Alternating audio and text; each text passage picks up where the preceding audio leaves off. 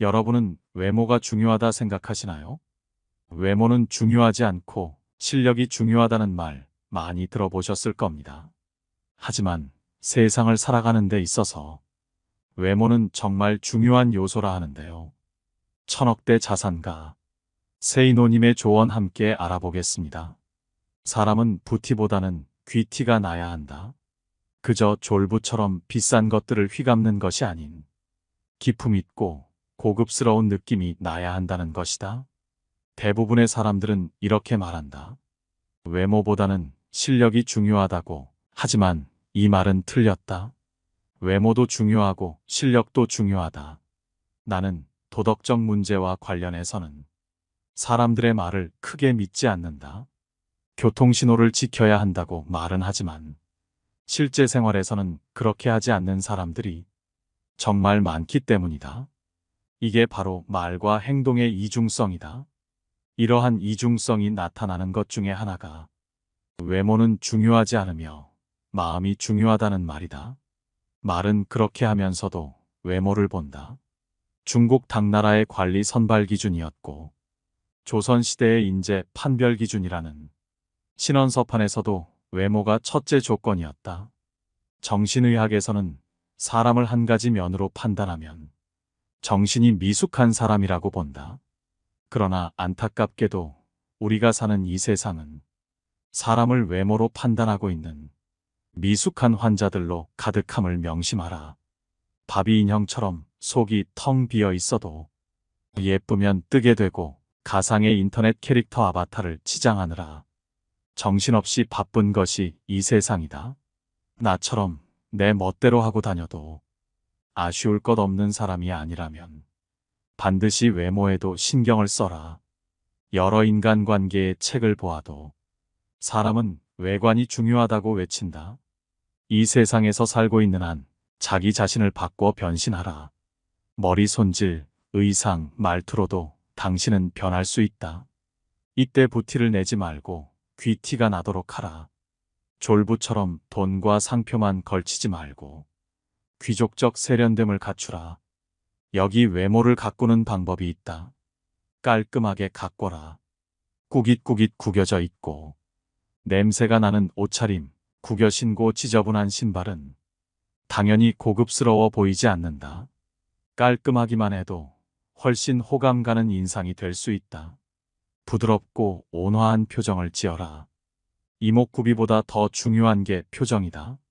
항상 부드럽게 웃으면서 살짝살짝 변하는 표정 변화는 그 사람을 여유 있어 보이게 한다. 몸매보단 바른 자세에 신경 써라.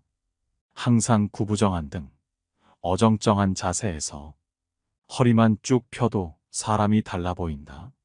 여기에 건강한 식단과 운동으로 관리까지 하면 사람이 멋있어 보이고 실제로 자신감도 올라간다.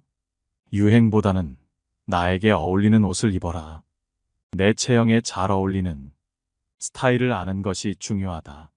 나와 체형이나 분위기가 비슷한 연예인들이 어떻게 스타일링 하는지 눈여겨보면 좋다. 옷을 꼭 많이 사지 않아도 매장에 가서 많이 입어만 봐도 나에게 어울리는 스타일을 찾을 수 있다. 고급스러워 보이기 위해서는 옷의 소재를 꼭 체크하고 원색보다는 부드러운 색감을 선호하는 게 좋다. 외모가 주는 이점은 남들보다 앞선 출발선에 설 수 있다는 것이다. 예쁘게 꾸미고 나간 날은 사람들이 유난히 친절하다고 느껴지는 경우가 많고 나의 마음가짐도 달라진다. 마음 저 밑에서부터 자신감이 솟아오른다. 반면 너무 후줄근하게 외출했을 때는 사람들을 최대한 안 마주치고 얼른 집에 오고 싶다는 마음이 든다. 외모가 출발선을 조금 앞에 놓아준다면 롱런하고 질주하게 만들어주는 것은 실력이다. 외모만 믿고 노력은 하지 않는다면 생명이 길 수 없다. 고민을 하려거든 10분 이상 고민하지 말라. 우리가 하는 걱정거리의 40%는 절대 일어나지 않을 사건들에 대한 것이고 30%는 이미 일어난 사건들, 22%는 사소한 사건들, 4%는 우리가 바꿀 수 없는 사건들에 대한 것들이다. 즉, 96%의 걱정거리가 쓸데없는 것이다. 고민거리는 오직 두 가지로 나눠라. 내가 걱정해 해결할 수 있는 고민과 내가 아무리 걱정하더라도 결코 해결할 수 없는 고민이다. 내일 비가 오면 어떻게 하나? 우산을 준비하면 된다. 비를 멈추게 하는 것은 당신 능력의 한계를 벗어난다. 그것은 신의 영역이다. 신의 영역에 속하는 문제는 신에게 맡겨라. 그리고 오직 당신이 걱정해서 풀 수 있는 문제들만 고민하고 해결책을 찾아라. 당신에게 어떤 고민이 있을 때 머리를 싸매고 며칠 누워 있으면서 걱정을 한다고 해서 문제가 해결되지 않는다. 어떤 문제에 직면했을 때 그 문제에 대해 우리가 생각할 수 있는 시간은 굳이 따지자면 10분도 안 된다. 무슨 걱정거리가 있건 그것을 종이에 적어보라. 틀림없이 서너 줄에 지나지 않는다. 그 몇 줄 안 되는 문제에 대해 10분 안에 해답이 나오지 않으면 그것은 당신으로서는 해결할 수 있는 고민이 아니다. 그런데도 그 10분을 당신은 질질 고무줄처럼 늘려가면서 하루를 허비하고 한 달을 죽이며 결국에는 1년을 망쳐버린다. 머리가 복잡하다고 하면서 말이다. 하지만 사실은 해결 방안도 알고 있으면서 행동에 옮기는 것을 두려워하는 경우가 대부분이다. 10분 안에 해답이 안 나온다면 더 이상 걱정하지 마라.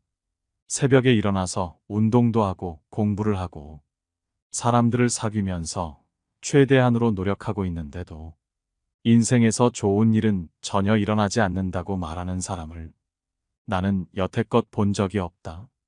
고민이 많다고 해서 한숨 쉬지 마라. 고민은 당신의 영혼을 갉아먹는다. 문제의 핵심을 정확히 파악하고 해결책을 찾아 그래도 실행하라. 해결책이 보이지 않으면 무시하라. 고민하나 안 하나 결과는 똑같지 않은가. 그러므로 고민은 10분만 하라.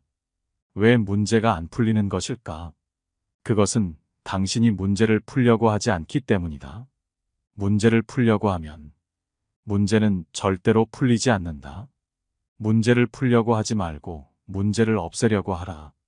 삶의 그대를 속이면 분노하라. 자기 삶의 노예가 되어 자기 생활과 시간을 통제하지 못하는 사람이 어떻게 인생의 주인이 될 수 있단 말인가. 현재의 삶이 절망스럽고 괴롭고 암흑에 쌓여 있는 것 같이 보이는가? 그렇다면 이제 분노하라. 분노를 느끼는 사람만이 닫힌 문을 세게 쾅쾅쾅 두드릴 수 있다. 외로움을 즐겨라. 외로움은 그 어떤 목표이든 간에 목표를 달성한 사람이라면 누구나 반드시 수없이 겪었을 통과 의례이다. 혼자서 노력하는 과정 중에 창밖에 비치는 찬란한 햇빛, 하얗게 쌓인 눈, 후두둑 떨어지는 소나기, 그런 것들을 배경으로 하여 때없이 밀려드는 외로움, 보고 싶은 얼굴 등등이 스스로를 외롭게 하고 이어서 내가 도대체 꼭 이렇게까지 하며 살아야 하나? 하는 회의감마저 불러일으킨다는 것을 나는 경험으로 안다. 그래서 나는 장담한다. 만일 당신이 어떤 목표를 향하여 정진하는 과정을 이미 시작하였거나 시작하려고 한다면 이제 곧 문득 외로워질 것임을. 그러므로 이제는 고독과 외로움을 친구로 삼아라. 당신이 외롭게 살고자 할 때 제일 방해가 되는 것은 놀랍게도 친구들이다. 친구들은 당신의 옛 생활을 알기에 새삼스레 너답지 않게 왜 그러냐 하면서 발목을 붙잡고 늘어진다. 부자가 되려면 외로움을 이겨내야 한다. 친구는 당신에게 부자가 될 기회를 주지 못한다. 오히려 웃고 떠들며 이른바 정을 쌓으면서 부자가 될 시간만 빼앗아간다. 그러므로 몇 년간만이라도 만나지 말고 외롭게 노력하라. 정친구들이 그리우면 이메일을 보내라. 글솜씨도 좋아진다. 인생은 자전거와 같다. 뒷바퀴를 돌리는 것은 당신의 발이지만 앞바퀴를 돌려 방향을 잡는 것은 당신의 손이며 눈이고 의지이며 정신이다. 당신의 발이 생활이라는 이름으로 당신을 움직여는 주지만 정작 당신의 손은 호주머니 속에 깊이 박혀 있는지도 모른다. 정작 당신의 눈은 당신 앞에 놓인 길을 바라보지 않고 옆에서 빠른 속도로 지나가는 오토바이들과 스포츠카만 부러운 마음으로 바라볼지도 모른다. 때문에 비록 열심히 페달을 밟고는 있지만 당신이 탄 자전거는 제자리를 맴돌 뿐이다. 그저 열심히 페달만 밟지 말고 반드시 방향을 잡아라. 욕할 때는 화내지 마라. 욕을 할 때도 원칙이 있다. 절대 흥분하지 말아라. 욕은 얼음처럼 차가운 마음으로 머리로 하여야 최대 효과를 거둔다. 그래야 싸늘한 맛도 생긴다. 끝으로 당신부터 제대로 해라. 당신부터 남에게 피해를 주는 일들을 거리낌 없이 한다면 욕은 당신이 먼저 먹어야 하지 않겠는가. 내 학력이 초라하다면 이렇게 하라. 먼저 학벌이 중시되는 집단은 가능한 한 멀리해야 한다. 학벌 쟁쟁한 인사권자들이 이류대 졸업자들의 서류를 거들떠볼 가능성은 크지 않다. 이 사실을 모르면 이류 학벌로 길을 쓰고 인류 학벌 집단에 들어가려고 애쓰다가 결국에는 좌절하거나 그 집단의 별의별 방법을 다 동원하여 겨우 들어가다고 해도 결국 외톨이 신세가 되고 만다. 자기 자신은 스스로 능력을 충분히 갖추고 있다고 자신해도 학벌로 만들어진 학연의 벽을 뚫기란 쉽지 않다. 학벌이 신통치 않다면 해결책은 단 하나다. 이 사회에서 일하는데 필요한 칼과 총이 무엇인지 파악하고 그것들을 갈고 닦아라. 이 문제는 한가한 시간을 어디에 어떻게 보내는가 하는 것일 뿐이다. 일상에 쫓겨 시간이 모자란다면 과감히 6개월 이상을 그 일상에서 벗어나라. 휴학도 좋고 휴직도 좋다. 그리고 어딘가에 틀어박혀서 그 누구와도 만나지 말고 배우고자 하는 분야에 100% 미쳐라. 학벌이 좋다고 무조건 부자가 되고 학벌이 안 좋다고 부자가 못 되는 것이 아니다. 좋은 학력과 학벌을 갖고 있다는 것은 첫 출발점에서 폼나게 설 수 있으며 가난에서 쉽게 탈출할 수 있다는 뜻이지. 자동으로 부자가 되는 길이 열리지는 않는다. 왜냐하면 그 출발점에는 비슷한 학력과 학벌 소지자들이 다 같이 경쟁자로 서 있기 때문이다. 젊을수록 돈을 아껴라. 젊은 시절의 돈에 대하여 어떤 태도를 취할 것인가 하는 문제는 개개인의 선택일 뿐이다. 다만 내가 지적하고 싶은 것은 당신이 특별한 재능도 없는 보통 사람이라면 당신 호주머니에 돈이 쌓이는 법칙은 단 하나라는 사실이다. 먼저 몸값을 올려나가면서 최대한 절약하고 최대한 먼저 모아라. 그러면 먼저 쌓일 것이다. 그 쌓인 돈이 부자가 될 종잣돈이 된다. 젊었을 때는 놀 것 다 찾아다니고 즐길 것 다 찾아다니며 카드를 긋고 쉴 것 다 찾아먹는 사람들이여. 당신들과는 전혀 다른 방식으로 삶을 살았던 덕분에 부자가 된 사람들이 당신들과 별 다를 바 없이 젊음을 보냈던 사람들은 절대 아니라는 것을 기억해라. 나의 적은 나 자신뿐이다.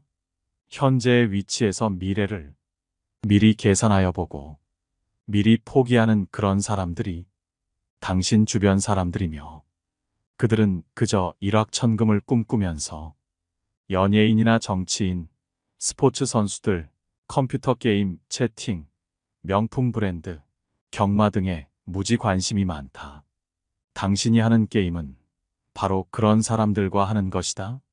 기억하라. 이건 역시 당신에게는 춤을 추고 싶을 정도로 너무나도 기쁘고 다행한 사실이라는 것을.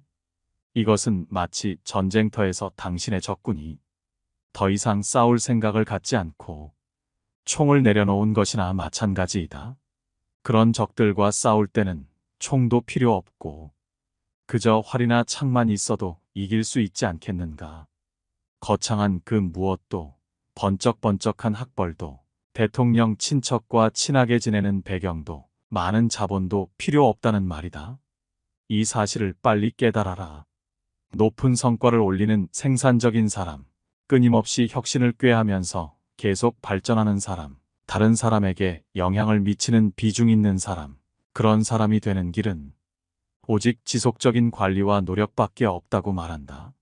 나도 그의 말에 동의한다. 부자가 되는 데 있어서의 경쟁자는 천재가 아니라 결국은 자신의 의지라고 하는 이 지극히 간단한 사실이다. 만족은 내면에서 찾아라. 우리가 행복을 느끼는 곳은 외부가 아닌 내면에서 찾아야 한다. 당신 자신의 노력을 인정해주고 칭찬해주는 주체는 외부의 직장 상사나 선생님이 아니라 스스로가 되어야만 한다. 만약 스스로가 만족하고 어느 정도까지의 경지에 도달했을 때 스스로 느낄 수 있는 뿌듯함, 그때 생기는 성취감이야말로 인생을 살아가는 최고의 동력이 된다. 노력이란 이런 것이다. 노력이란 당신이 좋아하는 것을 더 많이 하는 것이 아니라 당신이 이런 핑계, 저런 핑계를 대면서 하기 싫어하는 것을 더 많이 하는 것을 의미한다. 그렇다. 노력이란 싫어하는 것을 더 열심히 하는 것이다. 기회는 모두에게 제공되지만 그 보상은 당신의 노력 여하에 따라 차등적으로 이루어짐을 명심하라. 노력한 만큼의 대가는 반드시 주어진다는 것을 믿어라. 문제는 그 시기가 당신이 생각하는 시간보다 더 미래에 있다는 점이다. 이것을 나는 일보상의 수레바퀴 천천히 돈다. 가속도가 붙기까지는 이라는 말로 표현한다. 일을 좀 더 잘하려면 어떻게 하여야 하는가? 어떤 일을 반복적으로 하고 있다면 반드시 개선점을 찾아내고 행동하기 전에 그 일에 필요한 지식을 반드시 흡수하고 실수하지 말고 효율적으로 일하고 그 일을 이미 해본 경험자들의 의견을 반드시 들어라. 허드레질부터 제대로 해라. 무엇이든 시키는 일이라면 제대로 해라. 자존심은 주변 사람들이 당신을 스스로 낮출 줄 아는 사람으로 인정할 때 저절로 지켜지게 되는 것이다.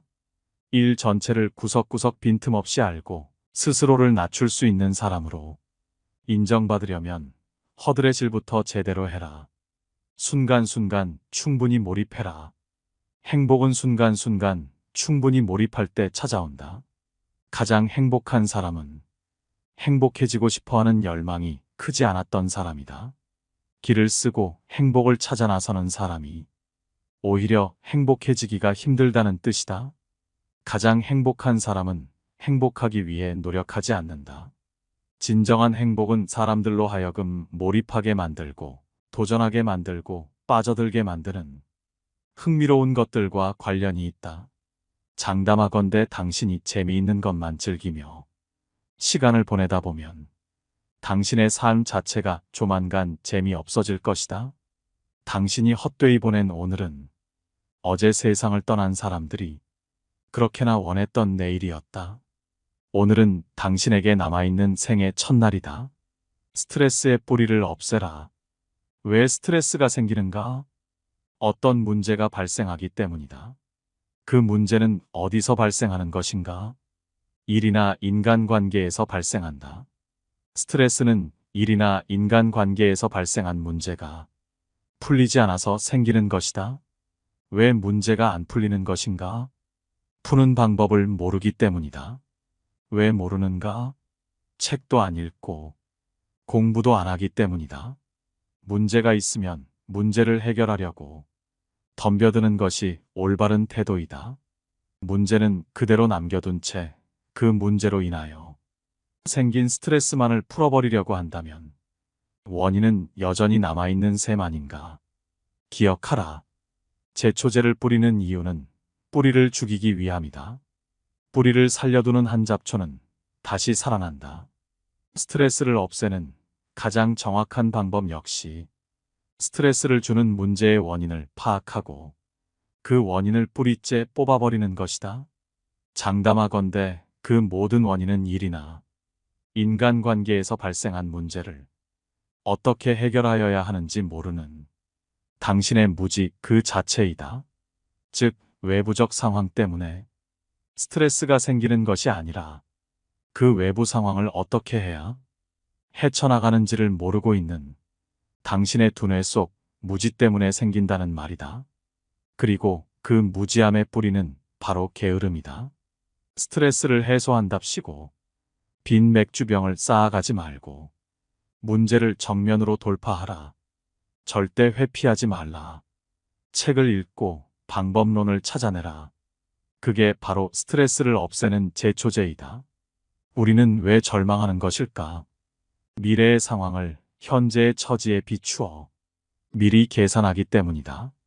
하지만 지금 상황이 이러저러하므로 5년 후, 10년 후에도 이러저러할 것이기에 희망이 없다고 생각한다면 그건 너무 계산이 빠르다고 생각한다. 점쟁이도 자기 미래는 모르는데 어떻게 감히 신의 영역인 미래를 스스로 투시하고 미리 계산할 수 있다는 말인가.